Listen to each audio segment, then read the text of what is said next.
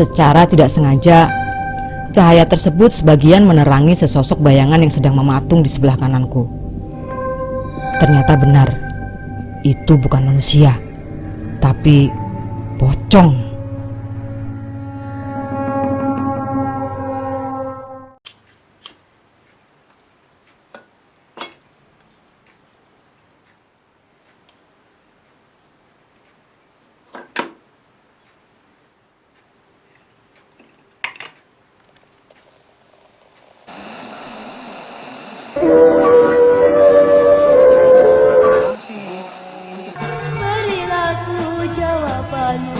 Selamat datang di podcast Kopi Hitam.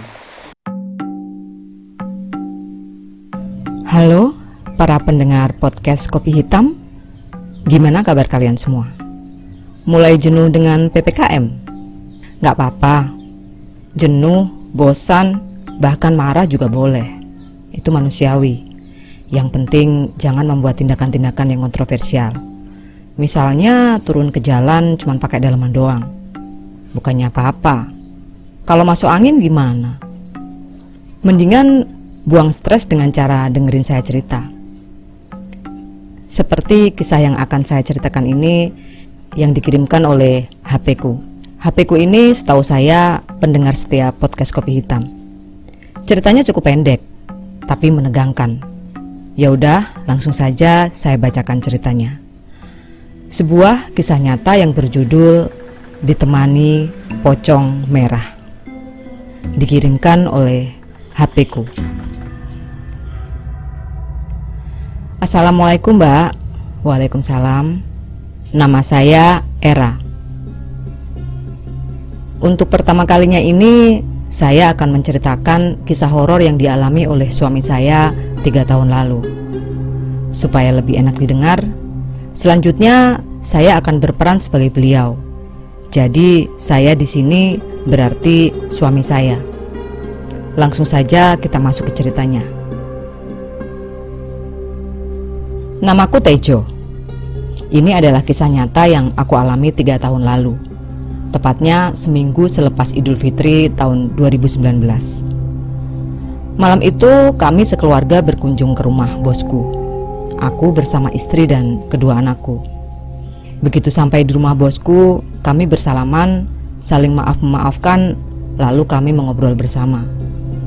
Kebetulan bosku dan keluarganya sudah akrab dengan anak dan istriku. Di tengah asiknya obrolan kami, tiba-tiba ada bunyi telepon di HP bosku. Ternyata itu dari Joko, karyawan penjaga pabrik yang sedang berjaga pada malam itu. Joko memberitahukan ke bos bahwa listrik di pabrik mengalami konsleting. Lalu si bos memintaku supaya sepulang dari rumahnya aku mampir ke pabrik. Kupikir itu bukan hal yang sulit, jadi aku pun mengiyakan. Setelah berpamitan, kami sekeluarga langsung menuju pabrik yang jaraknya cukup dekat, hanya sekitar 10 menit dari rumah bosku. Dan benar saja, sesampai di depan pabrik, suasana gelap gulita.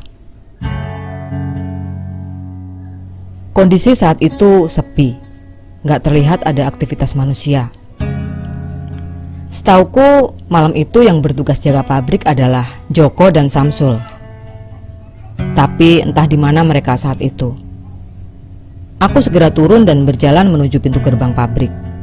Lalu aku memanggil nama kedua karyawan tersebut. Joko, Samsul. Tapi gak ada sahutan.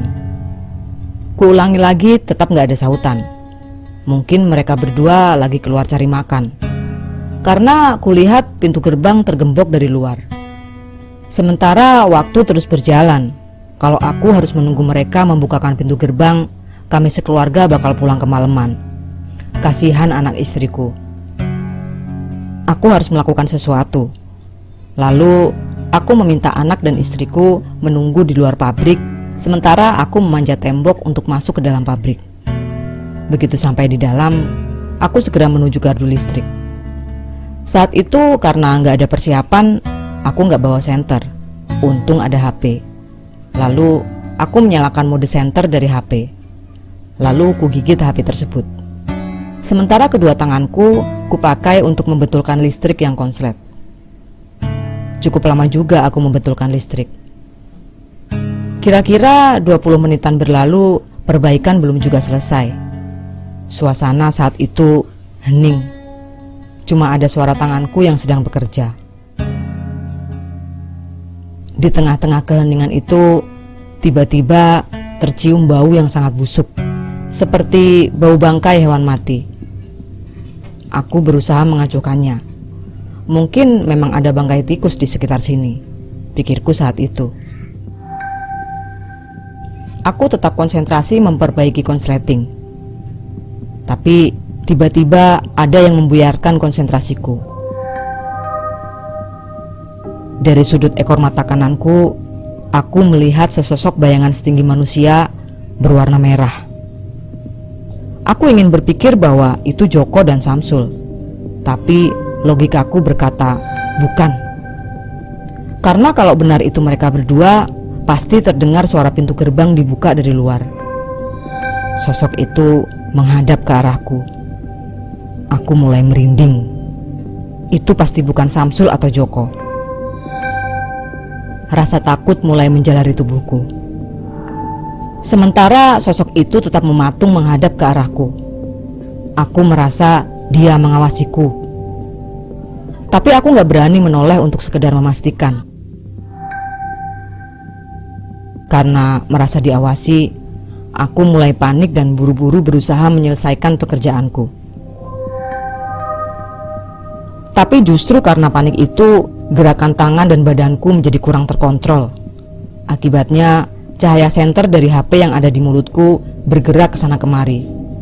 Dan pada akhirnya, secara tidak sengaja, cahaya tersebut sebagian menerangi sesosok bayangan yang sedang mematung di sebelah kananku. Ternyata benar, itu bukan manusia, tapi pocong.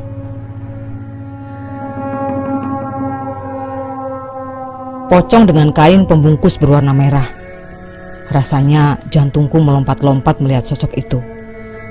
Aku buru-buru mengatur arah senterku supaya cahayanya nggak lagi mengenai sosok tersebut. Dengan gemetar, aku buru-buru menyelesaikan pekerjaanku, lalu kembali melompati pagar tanpa menoleh ke arah sosok tersebut. Begitu sampai di luar, istriku mulai mengomel. Lama banget sih ya, cuma betulin kabel aja kok lama.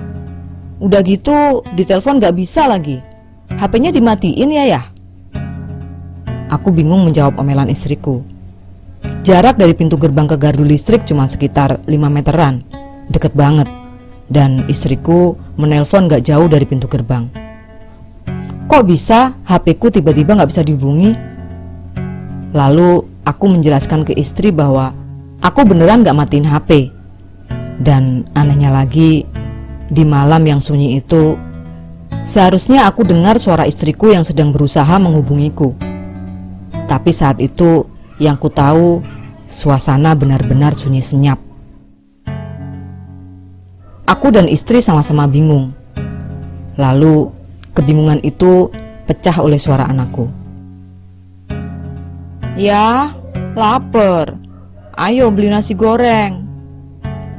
Akhirnya kami bergegas meninggalkan tempat itu dan segera mencari warung nasi goreng yang masih buka. Untunglah akhirnya kami menemukan warung yang sesuai keinginan.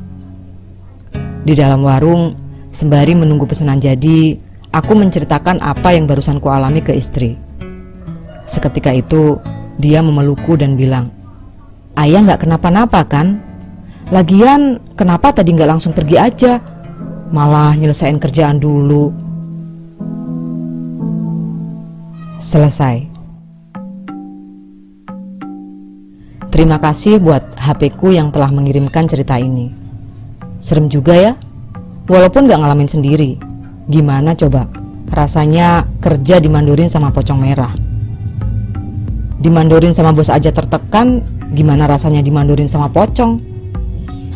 Tapi salut sih, Mas Tejo ini tetap nyelesain kerjaannya padahal udah tahu ada yang serem-serem di samping kanan dia. Mungkin karena tuntutan tanggung jawab pekerjaan ya. Takut boleh, profesional wajib. Ya udah, buat kalian yang masih tetap bisa kerja di masa PPKM seperti ini, jaga kesehatan ya. Dan buat kalian yang punya cerita seram, silahkan kirim cerita kalian ke email podcastkopihhitam@gmail.com atau DM saya di Instagram Podcast Kopi Hitam. Oke, cukup sekian cerita kali ini. Tetap dukung channel ini dengan cara subscribe, share, like, dan komen. Saya Sari, sampai jumpa di cerita selanjutnya.